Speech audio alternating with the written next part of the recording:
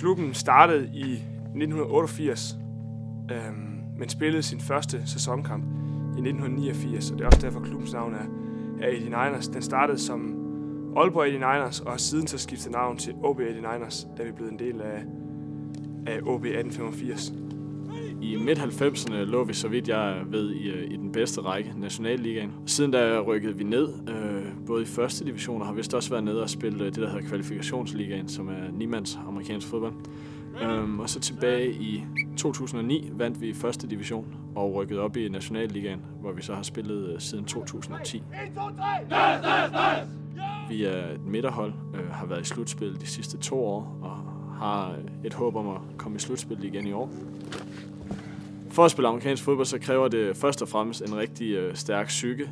Man skal kunne lægge det naturligt fra sig, fordi det er unaturligt at løbe fuld fart ind i et andet menneske. Og det skal man i amerikansk fodbold.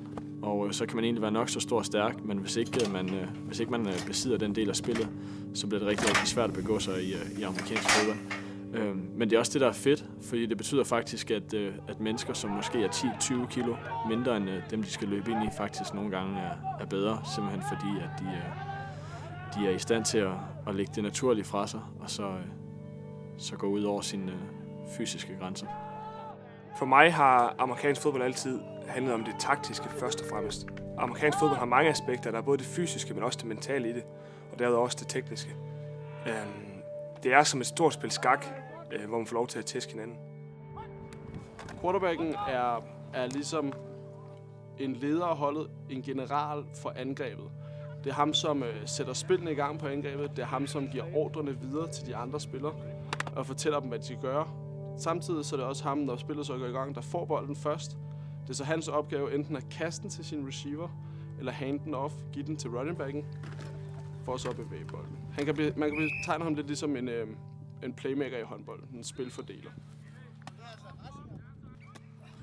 Hvis man skal kigge på nogle detaljer, som har betydning for kampe og sådan noget, så ligger det helt klart det mentale.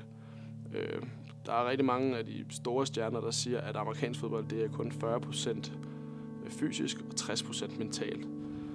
Og det der mentale ligger rigtig meget ind over det. For hvis jeg går ud og kaster 3 dårlige bolde i træk, og ikke er stærk nok mentalt til at sige, hey, sådan er det, og så komme videre, jamen så ender jeg med at måske kaste 20 dårlige bolde, og til sidst taber vi en kamp på det.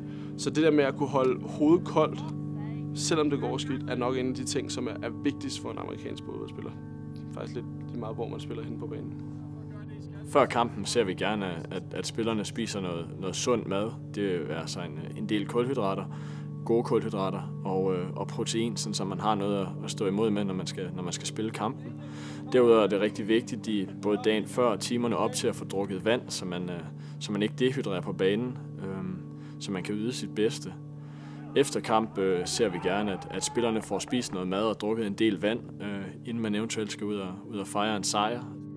Altså penge for sponsorer og frivilligt arbejde gør hele forskellen her i klubben. Fordi at vi spiller på det højeste niveau i Danmark, så vi skal langt meget af tiden. Vi har 3 udekampe i år på Sjælland, og når vi skal derover, så skal vi køre i bus. Og det er en større udgift, vi har der.